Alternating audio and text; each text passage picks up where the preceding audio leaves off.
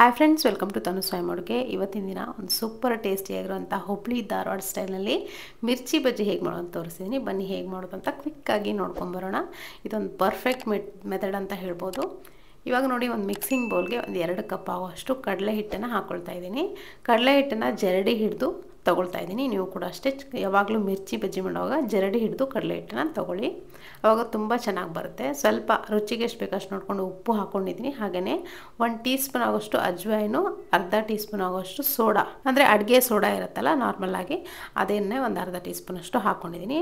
ಅದಾದಮೇಲೆ ಚೆನ್ನಾಗಿ ಮಿಕ್ಸ್ ಮಾಡ್ಕೊಳ್ಬೇಕು ಎಲ್ಲವನ್ನು. ಅದಾದಮೇಲೆ ಸ್ವಲ್ಪನೇ ನೀರು ಹಾಕ್ಕೊಂಡು ಇದನ್ನು ಸ್ವಲ್ಪ ಗಟ್ಟಿ ಹದಕ್ಕೆ ಕಲಿಸ್ಕೋಬೇಕಾಗತ್ತೆ ಹಿಟ್ಟನ್ನು. ನೀವು ಒಟ್ಟಿಗೆ ಜಾಸ್ತಿ ನೀರು ಹಾಕ್ಕೊಂಡು ಪೂರ್ತಿ ತೆಳುವಾಗಿ ಕಲಿಸ್ಬಿಟ್ರೆ ಮಿರ್ಚಿ ಬಜ್ಜಿ ಚೆನ್ನಾಗಿ ಬರೋಲ್ಲ. ಹಾಗಾಗಿ ಸ್ವಲ್ಪನೇ ನೀರು ಹಾಕ್ಕೊಂಡು ಕಲಿಸ್ಕೋಬೇಕಾಗತ್ತೆ.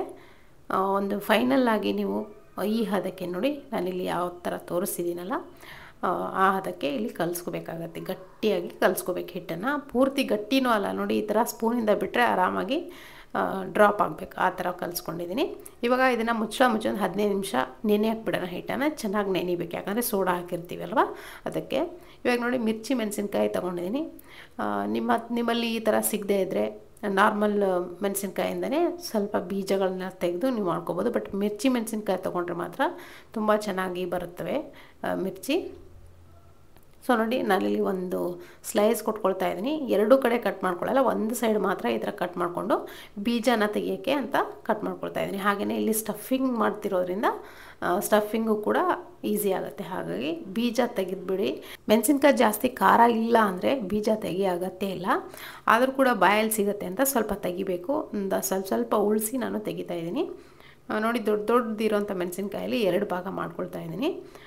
ಚಿಕ್ಕ ಮೆಣಸಿನ್ಕಾಯಿ ಇದ್ದರೆ ನೀವು ಒಂದನ್ನೇ ಮಾಡ್ಕೋಬೋದು. ನೋಡಿ, ದೊಡ್ಡ ಮೆಣಸಿನ್ಕಾಯಿ ಇದ್ದರೆ ಪಾತ್ರೆನೇ ಹೆಡ್ಸಲ್ಲ. ಹಾಗಾಗಿ 2 ಭಾಗ ಮಾಡಿಕೊಂಡು ಅದನ್ನು ಕೂಡ ಈ ಥರ ಸ್ಲೈಸ್ ಮಾಡಿಕೊಂಡು ಎಡ್ಜ್ ಇರುತ್ತಲ್ಲ ಅದನ್ನು ಕೂಡ ಕಟ್ ಮಾಡ್ಕೊಳ್ತಾ ಇದ್ದೀನಿ.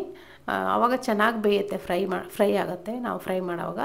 ನೋಡಿ, ಸ್ವಲ್ಪ ಬೀಜ ಉಳಿಸಿದ್ದೀನಿ. ಸ್ವಲ್ಪ ಖಾರ ಇಲ್ಲದೆ ಇದ್ದರೆ ತಿನ್ನೋಕ್ಕಾಗಲ್ಲ. ಹಾಗಾಗಿ ಖಾರ ತಿನ್ನದೇ ಇರೋರು ಪೂರ್ತಿಯಾಗಿ ಬೀಜ ತೆಗೆದು ನೀವು ಕಟ್ ಮಾಡ್ಕೊಂಡು ಕ್ಲೀನ್ ಮಾಡಿ ಇಟ್ಕೊಳ್ಳಿ.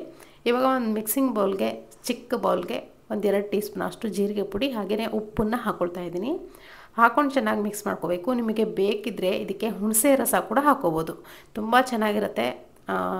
ತೆಲಂಗಾಣ ಸ್ಟೈಲ್ನಲ್ಲಿ ಮಿರ್ಚಿ ಮಾಡೋದಿದ್ರೆ ಸ್ವಲ್ಪ ಹುಣಸೆ ರಸ ಹಾಕ್ಕೊಂಡು ಮಿಕ್ಸ್ ಮಾಡಿಕೊಂಡು ಸ್ವಲ್ಪ ಗಟ್ಟಿಯಾಗಿ ಮಾಡಿಕೊಂಡು ಸ್ಟಫಿಂಗನ್ನು ಅದನ್ನು ತುಂಬ್ಕೋಬೋದು. ಅಂದರೆ ಈ ಥರ ಸ್ಟಫಿಂಗ್ ಮಾಡ್ಕೋಬೋದು ಮೆಣಸಿನ್ಕಾಯಿ ಮಧ್ಯದಲ್ಲಿ. ನಾನಿಲ್ಲಿ ಹುಣಸೆ ರಸನ ಹಾಕಿಲ್ಲ, ಸ್ಕಿಪ್ ಮಾಡಿದ್ದೀನಿ. ನೀವಂತೂ ಹಾಕ್ಕೊಂಡು ಮಾಡ್ಕೊಳ್ಳಿ, ತುಂಬ ಚೆನ್ನಾಗಾಗುತ್ತೆ. ಇವಾಗ ನೋಡಿ, ಎಲ್ಲ ರೆಡಿಯಾಗಿದೆ. ಸ್ಟಫಿಂಗ್ ಕೂಡ ಮಾಡ್ಕೊಂಡು ಇಟ್ಕೊಂಡೆ ಎಲ್ಲ ಮೆಣಸಿನ್ಕಾಯನ್ನು.